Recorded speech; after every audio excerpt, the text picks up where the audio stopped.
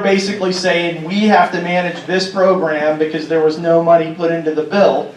We have to manage this program under our current budget. That's another reason there won't be tens of thousands of acres planted in Arkansas this year or probably next. Can't use property controlled by someone that isn't eligible or was terminated or denied admission to the program. If a felon owns the property and the felon is leasing it to you, you can't use that program. If somebody else started a hemp program and were growing on that property and they control the property, own the property, as the rules are written currently, if that person gets kicked out of the program for some reason, you can't lease the property from them and grow on that site. All of this is going to be a case-by-case scenario. They're going to take every single situation and look at it individually, but that's the way the rules are currently drafted. Let's see. Approved seed and acquisition. Seed must be on the ASPB, the Arkansas State Plant Board, Industrial Hemp Pilot Program's published summary of varieties list. If you ask them for a copy of that, it does not exist. Basically what we've been told is if you have data that the seed's been, you're purchasing seed from somebody that's been grown in another state and it's been successful and it's been compliant, and you can provide the right documentation. You can provide the documentation that the plant was grown out, it was tested by the state at the end, the crop was compliant, and the person that they got the genetics from or created those genetics are signing off on that, then what the state's currently telling us are those seeds can probably be used. You must first have a license before acquiring seed. So we get this every day. God, I want to buy 400 pounds of seed. Awesome. Where's your license? I need to see your license before I can sell you seed. And we do that no matter if it's Arkansas, if it's Nevada, doesn't matter where. I need to protect myself because I look good in orange, but I don't want orange every day. So we're going to make sure that I don't get the silver bracelets, and we don't wear orange every day, and we're going to follow and comply with all of the state and federal laws. And that basically says in every state, show me your grower's license. I need a copy of your grower's license on file before I can sell you seed. You're buying seed from people online, and you're buying seed from people, and they're not asking you for those things. I don't even know what to tell you. So you must first have a license before you acquire seed. Seed acquisition must not infringe on the intellectual property rights of any person. That's in the rules here. It's in the rules in most other states. However, in this industry, in the cannabis industry, it's not really enforced that much. Our claim to fame is cherry wine. Cherry wine is a genetic that we created, yet there's 7,000 people across the country selling cherry wine seeds. Who knows?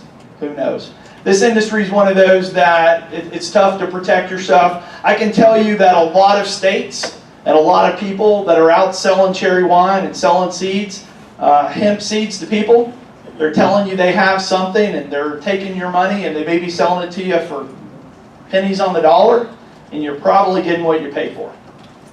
That's this industry. One of the biggest things you have to do is make sure you've got good genetics to start with. So, seed must not infringe on the intellectual property rights of any person. We have IP for all of our genetics. We sign contracts with everybody that purchases seed from us, whether you get an opportunity to do a one-time grow, one and done, or you get to keep seed, grow to seed, replace that seed, grow again next year, keep moms, make clones, do whatever. We've got agreements for all of those things. And when you put in your application for your license with Arkansas or any other state, if you're using our genetics, they're typically going to ask for us to sign off on that, and you'll need a copy of those contracts. You've got to provide compliant test results from floral material. Again, that's a crop that's come down in another state that was compliant. Seeds must deliver to the Arkansas State Plant Board and be distributed from there. So if you buy seeds, especially if you buy seeds from out of state, out of the country, if they don't deliver to the Arkansas State Plant Board, you've already broken two big rules. you're probably going to have to buy some other seeds, and it's going to have to be shipped to the plant board. The plant board's going to weigh them in, take pictures of them, get a record of those seeds, and then they'll be handed out to you. Additional requirements under the rules and regs. Planting, there's lots of reporting, guys. Not as much as there is on marijuana, but there is a lot of reporting on hemp.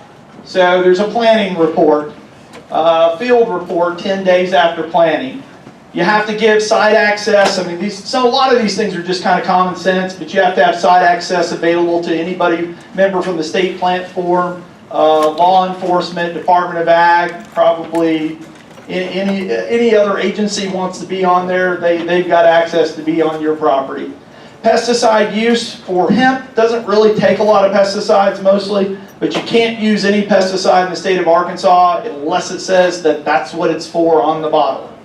So, you know, that there are a lot of pesticides that are being used in other states right now that are being used in Arkansas on other crops that can be used on hemp here, but there's some label changes that are going to have to occur for that to happen. The Arkansas State Plant Board does collect samples. They can really collect samples at any given time, but you're going to give them notice when you want them to come so you can get ready to harvest. You have to harvest that crop 15 days, not more than 15 days after they take those samples. So once you call them out and they come out and take those samples, you got to cut it down. If you don't get it down in time, they're going to take another sample. Oftentimes, when you're growing hemp, it's that late stage that your THC is going to tend to have that opportunity to creep over. So we'll talk about that. Kyle's going to talk about that a little further. But that's making sure that you stay compliant and that you've got a good crop. Let's see, sampling and analyzing hemp. THC's got to remain under 0.3.